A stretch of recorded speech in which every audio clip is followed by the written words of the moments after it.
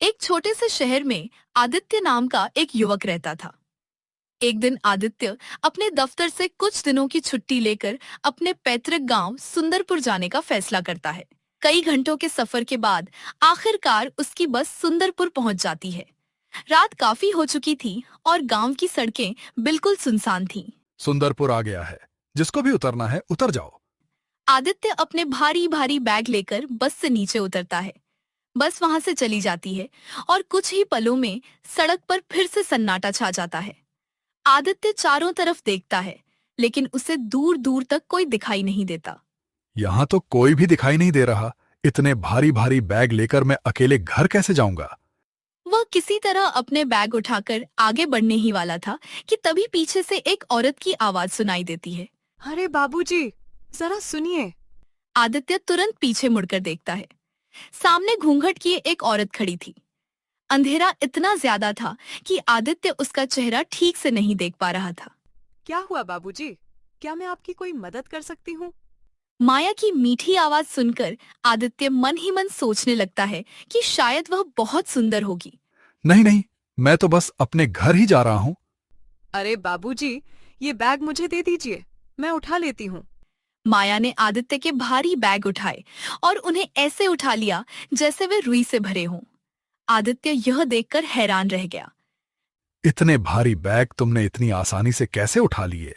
मुझे तो भारी सामान उठाने की आदत है बाबूजी, बस इसीलिए। वैसे मैंने आपको पहले कभी यहाँ नहीं देखा। हाँ, मैं शहर में नौकरी करता हूँ। यहाँ अपने माता पिता से मिलने आया हूँ। वैसे तुम्हारा नाम क्या है? मेरा नाम माया है। मैं एक धोबिन हूँ और इसी गांव में रहती हूँ। अब समझा कि तुमने इतने भारी बैग इतनी आसानी से कैसे उठा लिए। तुम्हें तो रोज कपड़ों की भारी गठरियां उठाने का अभ्यास होगा, है ना? हाँ, आपने बिल्कुल सही कहा। अच्छा, अगर आपको कपड़े वगैरह धुलवाने हों तो बताइएगा। तभी आदित्य को अपने कपड़ों का ध्यान आता है। अरे हाँ, इन सारे बैगों में तो गंदे कपड़े ही भरे हैं। जल्दबाजी में मैं सब ऐसे ही समेट कर ले आया। मेरा घर गांव के सरपंच जी की हवेली के ठीक पीछे है, जहां एक बड़ा बरगद का पेड़ है। तुम कल आकर सारे कपड़े ले जाना। ठीक है बाबूजी। आदित्य की नजर माया के लंबे घूंघट पर पड़ती है। उसके मन में एक सवाल आता है। अच्छा माया, एक बात बताओ, तुमने इतना लंबा घूंघट क्यों निकाल रखा है? वो बाबूजी, मेरे पिताजी ने कहा है कि तू घर घर कपड़े लेने जाती है, इसलिए किसी की बुरी नजर न पड़े। हमेशा घूंघट में ही रहा कर। पर यहां तो मेरे अलावा कोई नहीं है। तुम घूंघट हटा सकती हो। नहीं बाबूजी, पिताजी को पता चला तो उन्हें अच्छा नहीं लगेगा। अच्छा, अब मैं चलती हूँ, देर हो रही है। इतना कहकर माया अंधेरे में चली जाती है। आदित्य भी अपने घर पहुंचकर सो जाता है।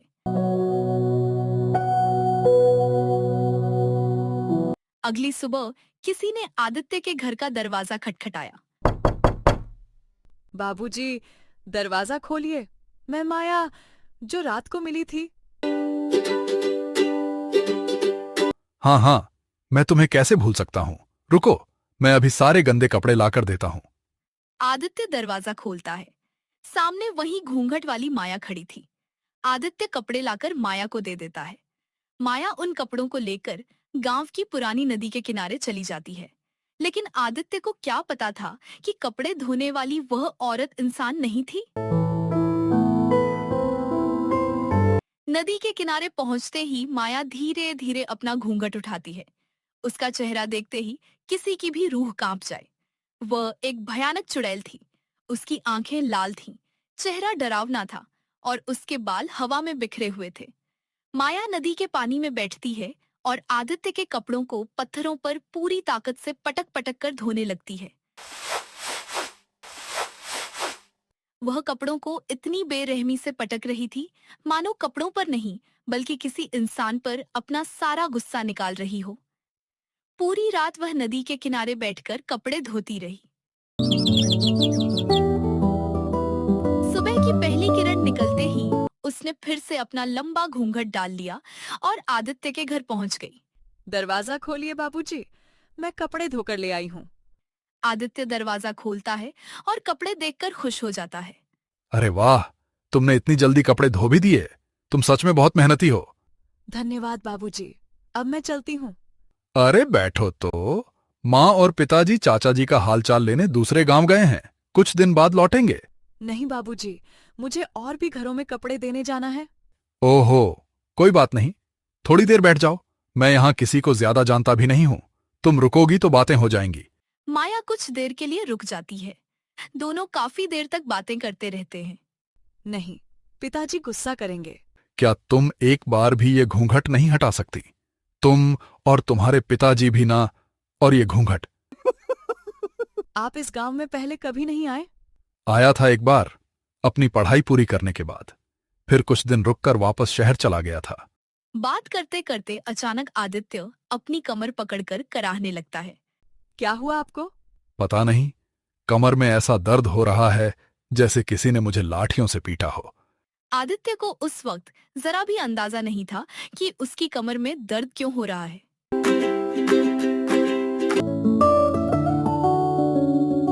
कई दिन बीत गए नरेटर। अगले कुछ दिनों तक माया रोज आदित्य के घर आने लगी। आदित्य भी धीरे धीरे माया को पसंद करने लगा, लेकिन हर रात एक भयानक राज दोहराया जाता था।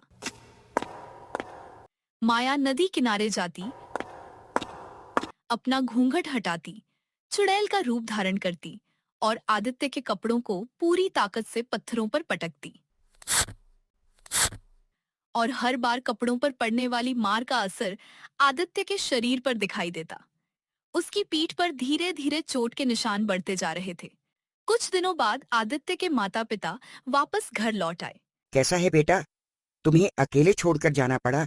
क्या करें, चाचा जी की तबीयत ज्यादा बिगड़ गई थी। कोई बात नहीं माँ, बस आजकल कमर के दर्द से बहुत परेशान हूं। ला दिखा तो सही, कहाँ दर्द है? माँ ने जैसे ही आदित्य की पीठ से कपड़ा हटाया, उनके होश उड़ गए। हे भगवान, ये तो किसी के मारने के गहरे निशान लग रहे हैं। क्या? लेकिन मुझे तो कोई चोट भी नहीं लगी। आदित्य खुद भी अपनी पीठ के निशान देखकर हैरान रह गया। अगले दिन फिर दरवाजे पर दस्तक हुई। बाबूजी, हाँ माया, अभी कपड़े लाता हूँ। आदित्य जैसे ही कपड़े समेटने लगता है, उसकी माँ उसे रोक देती है। ये क्या कर रहा है बेटा? माँ, बाहर धोबिन आई है, उसी को कपड़े देने जा रहा हूँ। धोबिन? कौन सी धोबिन? अरे माँ, माया। माया? जरा मैं भी तो देखूं कौन सी माया धोबिन इस गांव में आ गई। मैंने तो कभी इसका नाम नहीं सुना। क्या बात कर रही हो माँ? वो तो बता रही थी कि वो बरसों से अपने पिता के साथ गांव के कपड़े धोती है। ये कैसी बातें कर रहा है बेटा?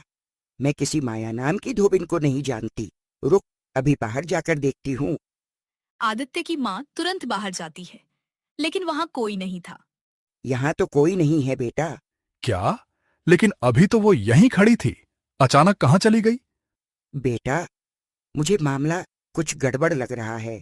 कोई गड़बड़ नहीं है माँ, आप जाओ और खाना बनाओ। उस दिन के बाद माया का आना बंद हो गया, लेकिन आदित्य की पीठ का दर्द और निशान दिन ब दिन बढ़ते चले गए।